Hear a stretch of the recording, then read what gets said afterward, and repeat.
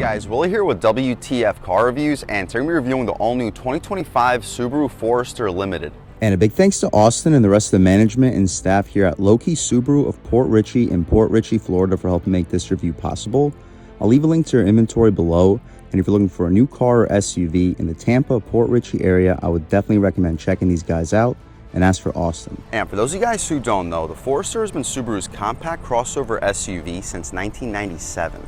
The 6th generation Forester that you see here is all new, redesigned this year for 2025, getting ground up updated styling inside and out, as well as a retuned 2.5 liter classic Subaru Boxer 4-cylinder. It's down 2 horsepower compared to 2024, but with a broader torque curve, it's up 2 pound-feet compared to 2024, now at 178 versus last year's 176. We also get a new steering rack share with a WRX and an available foot-activated liftgate. There are 5 trims available for the 2025 Forester, ranging from the $30,000 base, which gets all-wheel drive, up to the $40,000 Touring. Here we have the Limited sitting right beneath the Touring with a base price of $36,000.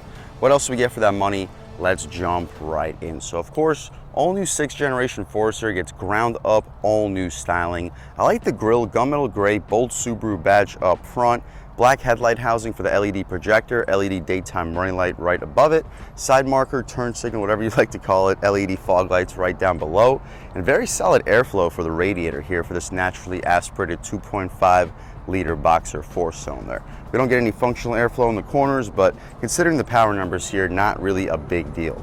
We get a little bit of plastic cladding, not just for the bumper area, but also for the wheel wells and rocker panel side skirt area, helping this SUV stay clean against rock chips because it is a relatively off-road capable compact SUV. The wheel and tire setup, with a Limited, they're a little bit upgraded. We get this dark gunmetal gray and silver contrast. They're 18-inch rims wrapped in Falcon Zeeks all-season tires. Dimensions are 225/55 R18s. So the 225 square setup should be more than enough to put the power to the ground, and the 55 series sidewall should keep the ride quality really plush, especially for the compact SUV segment. The wheel wells get some functional heat extractors in the corner. That looks aggressive, and some color contrast there in the rocker panel side skirt area. And speaking of color contrast, with this black metallic paint color, we get this gray metallic mirrors with an LED turn signal and blind spot monitoring on the glass, which is a Subaru logo. That's pretty cool. Haven't seen that with many other manufacturers. We get all black trim for the window trim, blacked out pillars, black roof rails, and a pretty large sunroof up top too. We'll check that out more inside. We get smart access for the driver and a front passenger. You guys can check out the window sticker here on this 2025 Subaru Forester Limited with the standard equipment. You guys can pause and take a look. It is loaded. $35,995 for the base price, $1,600 for the option package 42, giving us the massive 11.6-inch multimedia navigation and audio system, which is Harman Kardon speaker system. It's a booming system with a subwoofer out back. We also get the popular package. It's $1,373. Interesting number. Haven't seen an odd number outside of a 5 on a window sticker in quite some time. But we get an auto-dimming mirror with compass, HomeLink, LED upgrade, auto-dimming exterior mirror, rear bumper cover, rear setback protector, or seat back protector, all-weather floor liners, cargo tray, 167 for the splash guards, 124 for the cargo net. I don't know where they get these numbers from. 110 for the cargo sidewall protector, $13.95 for the destination, totaling us out at $40,764 before any dealer added options and accessories. And speaking of that, we get that sticker running all throughout the exterior, symmetrical all-wheel drive badge, LED taillights. The reverse lights are LED too, but the turn signal, I'm not sure if you can pick it up, is halogen. We get gunmetal gray Subaru badging, indent for the Forester, nothing in the opposite side to indicate the all-wheel drive, but every trim level for the 2025 Forester comes with all-wheel drive. Shout out Subaru of Port Richey in Port Richey, Florida for helping make this review possible. We get rear parking sensing, single exhaust cutout, but we get that dual gunmetal gray trim for the other side if we did get the dual exhaust. But speaking of the exhaust cutout, let's fire up this updated, retuned 2.5 liter Boxer 4-cylinder, and here she sounds.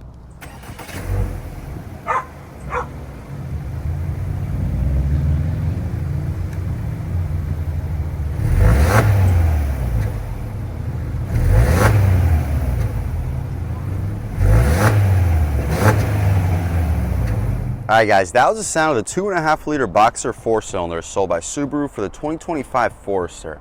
Cranking out 180 horsepower, 178 pound-feet of torque.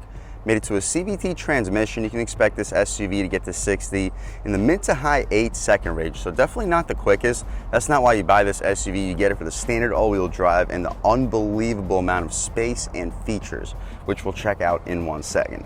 What you see is basically what we get. Solid on fuel. Sits pretty low in the engine compartment, so it should help the handling out pretty well. And as you mentioned earlier, this is one of the best riding compact SUVs in the segment. Hopefully picked up. There were no hydraulic struts even on the higher limited trim. Not a big deal though. I was using my arm as a prop rod and the hood is very light. Taking a step inside, let's see what we get with a near top trim starting a tick under 36,000 bucks. If I didn't mention the fuel economy, 29 combined. Really good considering the size of this SUV. For the limited trim up top, we get soft touch, we get some suede Alcantara in the center. Might be more of a microfiber material, but still very premium. Some blue contrast stitching, leatherette in the center, and a pretty soft leatherette armrest. We have 2-window auto-on touch, power windows out rear, 4-way adjustable mirrors, solid storage. You'll fit a foot long with a 24-ounce water bottle in front of it. We get the booming Harman Kardon audio system here, 2 leather trim seats with some more blue contrast stitching. Perforation in the center. They're heated but not ventilated. Got to go up to the touring trim to get the ventilated seats.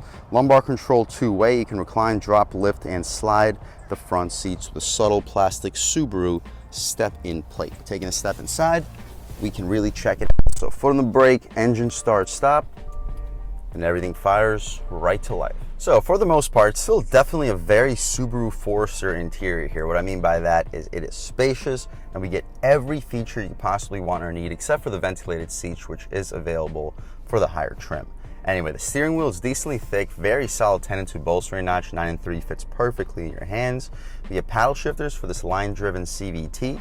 Horn area is rubberized, the horn itself pretty loud and aggressive. It's a pretty awkward noise, but it's loud. People should definitely get out of your way. Thick window, it's not a dual pane, just a thick single pane, but not a big deal considering the price point. On the left side, we get our volume and skip controls, AM, FM, Sirius, mute. You can hang up and answer your phone calls, and voice commands with the adjustments for the infotainment. Here we get this 5-inch LCD display. You can see your auto start stop, fuel remaining, tire pressure while you're driving, compass, GPS, music, clock, and outdoor temperature. That's probably my personal favorite screen to leave it at all times, so we'll leave it there. Beneath that, we have our digital speedo. You can see the mileage on the vehicle, trip computer, auto engine start stop. The tach goes to about 6,000 RPM with the coolant temperature beneath it. The speedometer goes to 160. Good luck getting this thing to 160 with the fuel level right beneath it. To the left, the steering wheel, well, before we get there, the stocks have a really satisfying click, auto headlamps, auto high beams, fog lights, and auto rain sensing wipers, all appreciated features. You get tilt and telescoping steering column. You can turn on or off your power activated trunk, interior brightness, and you can open up your trunk. Hopefully you get a good look at the pedals, hood latch release in the corner. You get some gunmetal grade trim surrounding the air vents, all stitched, some faux leather for the front part of this dashboard. The frame itself for the dashboard is soft touch, but for the top part here and for the top part over here, just hard plastic. Not really a big deal. Trip reset, engine start stop button, 11.6-inch touchscreen with navigation, heated seats as we mentioned, hazards, volume dial, nice high quality feel to it with the adjustments for the temperature. Hard buttons appreciated because many vehicles with massive screens get rid of all the hard buttons for their climate control. Anyway, right now we're looking at the home screen. You can press this home button. Now you can see your map, radio, media, phone, apps, Subaru Starlink, my Subaru settings, car info. You can turn the display off, valet mode if you hand this vehicle off to a valet or a child, auto vehicle hold. You can turn off the traction control and add whatever shortcuts you may want or need. Up top, you can adjust between the song, GPS, water temperature, oil temperature, and the average speed. Temperature outside, that's pretty cool. I'm sure that'll expire once your Sirius expires. And our drive modes. We get normal, snow, dirt, deep snow, and mud mode. We're just gonna leave it in normal mode for the purpose of this review. And my personal favorite screen for the top to look at would be the water temperature, oil temperature, and average speed. For the bottom part, let's take a quick look at the map. And there we go. It's a TomTom service, reminds me a lot of my Ram 1500. Solid display, good resolution. The response is, I would give it like an 8.5 out of 10.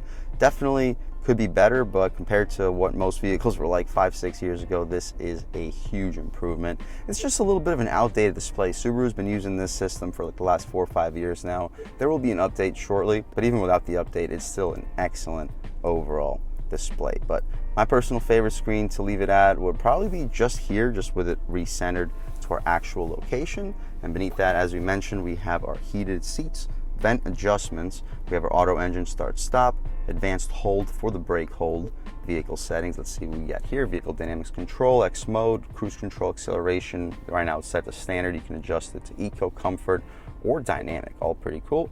Seeing responsive headlights and the auto start stop. You get your driver assistance control and the more settings right back where we started. Map, cool. Beneath that, we have our USB-A and C port, aux port too. I haven't seen many vehicles with aux ports lately. Wireless phone charging pad, the gear selector control, and the CVT transmission. Backup camera, let's take a quick look.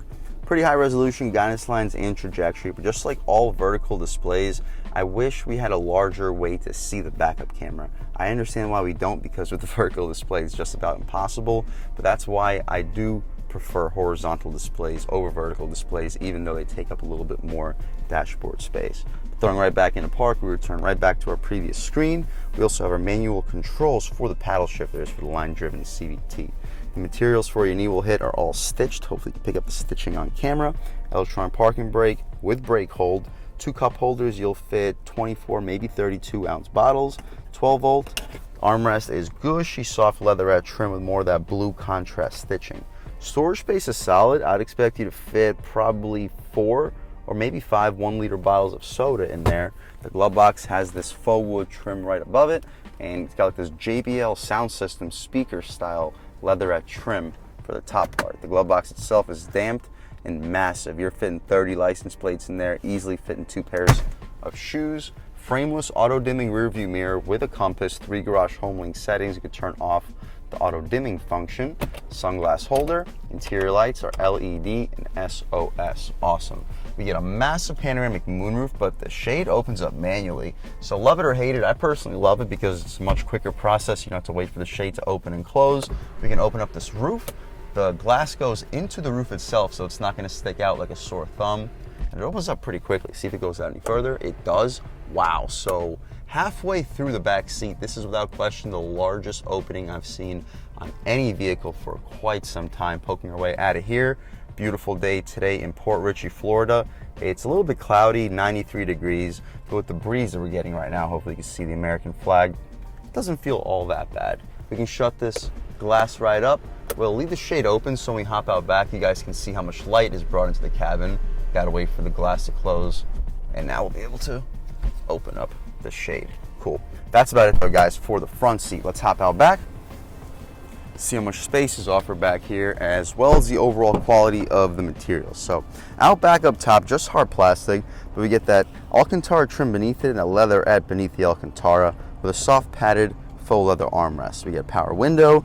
Down below you'll stack probably 2 6-inch subs or use 2 24-ounce water bottles. Additional Harman Kardon speaker. The rear seats are still that perforated leather trim. The padding does not go out to the door frame, but very soft and comfortable with, as you see, a ton of space. At a little bit over 6 feet tall, sitting behind my seat settings, I still have like 6-7 inches of knee room, headroom. Even with the moonroof, I got like 1.5 inches. So if you're under 6'5", 6'6", you'll sit behind your seat settings in a 2025 Forester, which says a lot for a compact SUV. The seats unfortunately do not recline. You can pull these latches. Hopefully you can pick up this little plastic latch and they fold down flat, but they don't recline back any further than they currently are. We do get air vents back here, USB-A and C port with map pockets, dual tier map pockets behind both of the front seats. All appreciated features. We can go check out the cargo space, see how much space is offered back here, and then take this 2025 Forester out for a drive. So we mentioned we get the foot activated liftgate, but I'm personally not going to use it because I don't have the keys in my pocket and it will not work. But as you see, super low step-in, even lower than a Honda CR-V. At 6 feet tall, my knee is at the exact same level. So if you have older or smaller pets, this is an excellent choice of an SUV to get, because not only is the floor insanely low, the roof is pretty high, so it allows them to have a ton of space in the cargo, especially considering this is a compact SUV. We get latches to fold the second row seats down, hooks so you can hang grocery bags. They're not going to be flying around all over the place. Harman Kardon speaker, as you mentioned, this system is impressive. We get a cargo cover so people walking behind your Forester don't see what you have going on in the trunk. Some secret storage. We can pull this latch up. It's pretty heavy, but hopefully you can pick it up, and underneath this foam we get our spare tires. To drop the trunk or lift gate, there's two buttons. This button drops it, this button drops it and locks the SUV. We don't need a lock, so we'll just press the first button. It gives you about 2 seconds to get out of the way, so if you got grocery bags in your hands, you don't necessarily have to worry about getting doofed in the head. That's about it though, guys, for this all new updated, or not updated, new generation, 6th generation Subaru Forester Limited. This is probably the best value trim in the Forester lineup, because for only about a $6,000 premium over the base, and you're saving about $4,000 compared to the top trim, you still get leather seats, same power plant, excellent styling, cool looking wheels, all-wheel drive, panoramic moonroof, booming audio system. We still share the power plant with all other Foresters, but that's another reason why I would recommend going with the Limited and save $4,000 compared to the Touring. Performance-wise, let's take this 2025 6th generation Subaru Forester out for a drive and see what it's got. All right, guys, now we're just about seeing everything we need to see with the inside and outside of the all-new 2025 Subaru Forester Limited. Let's take it out for a drive and see what it's got. My first impressions, though, with this new steering rack, it is really well weighted. I can definitely tell that it has some resemblance to the WRX in terms of sharpness and directness. In terms of weight, it is definitely significantly lighter than a WRX, which I'm sure most people buying this vehicle would appreciate. We'll take a quick step out here, see what this SUV feels like at some higher speeds and some lower speeds, some reaction, throttle response, and I'll catch back with you in 1 second. All right, guys, taking a step out here at about third throttle.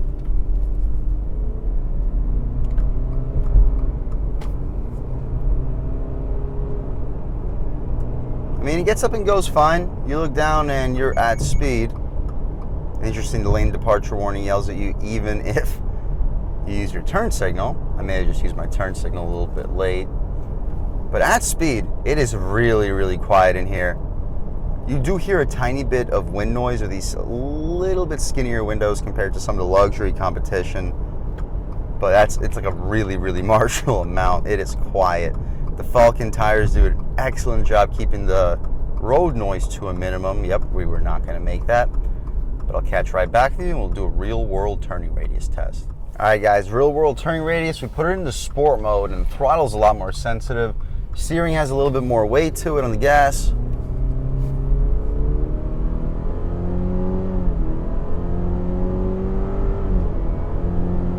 I mean, it gets up and goes pretty well. You look down and you're definitely moving at a little bit of faster speed. You do hear a little bit more wind noise, but the road noise is silent, absolutely silent. And with this booming Harman Kardon audio system, I don't think you're gonna really hear a whole lot. We can try out these paddles. They work, moving pull. See, once you actually lean into it, it offsets the purpose of the paddles. Solid torque, and I really do feel the way that they have retuned this power plant, because as soon as you lean into it, you do feel a solid bite when it comes to the torque. It's just once you really do reach that top end of the power band, you realize that there just isn't really a whole lot of power to be felt. But still, they maximize the feel of this power plant really well. The brakes feel good. We can take it out of sport. I'm sure 99% of the drivers of this SUV won't even touch sport mode, but now trying I mode, it's the intelligent mode where you'll get your best fuel economy. Throttle does get a little bit less sensitive, or a lot less sensitive. Steering gets a lot lighter. But for daily driving, this is the mode that I would personally leave it at, because you're not buying this SUV to be blown away when it comes to performance. You're buying this to maximize fuel economy, maximize practicality, and maximize value per dollar. If that's what you're looking for, guys, so far this is an unbelievable way to go. Stepping out here, still in intelligent mode. Very, very numb throttle. Right now we're at about halfway. So if you're not a fan of numb throttles, yeah, I would stay away from intelligent mode. But in normal mode, it's not like this throttle is insanely sensitive anyway, so might as well, in my opinion, save the fuel economy. And cruising along, you ride over these bumps, the ride quality is just unbelievable. Previously, I've felt that the king of the road when it comes to compact SUVs from a ride quality perspective has been the Honda CR-V the last couple years. This new updated Forester may take the cake in that regard. We can try out another real-world turning radius test, open her up one more time in intelligent mode, and get this thing back to low-key Subaru of Port Richey. Brakes again feel very solid. Turning radius also is solid. Let's make sure this Highlander doesn't go into me. There we go. About half throttle in intelligent mode. And yeah, it gets up and goes fine. Won't blow you away. Looks like a good opportunity to try one out off the line. And I'll catch right back at you. All right, guys, off the line, on the gas. Woo, okay, good torque. Off the line at least.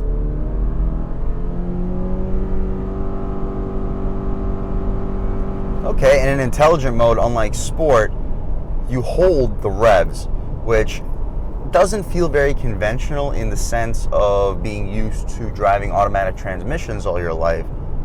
But in terms of actual maximizing the performance, it's a little bit quicker than fake artificial ratios that you would get in sport, at least in my opinion. It'll be interesting to see actual review tests. But that felt a little bit quicker in intelligent mode to 60 than our test in sport mode. Either way, you're not getting to 60 in less than 8.5 seconds. Hopefully that's okay if this is the class of vehicle that you're looking for. But if you're looking for the most spacious, the best ride quality, and the most feature-loaded SUV in the compact segment under $40,000, this 2025 Subaru Forester Limited absolutely hits that mark on the head.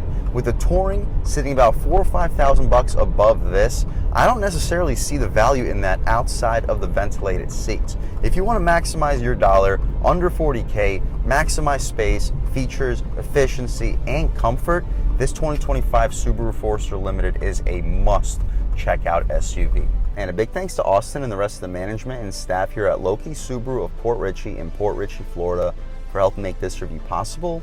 I'll leave a link to your inventory below, and if you're looking for a new car or SUV in the Port Richey, Tampa area, I would definitely recommend checking these guys out and ask for Austin. And a huge thanks to all you guys for watching. I had a great time making this video. If you're new to the channel, please subscribe.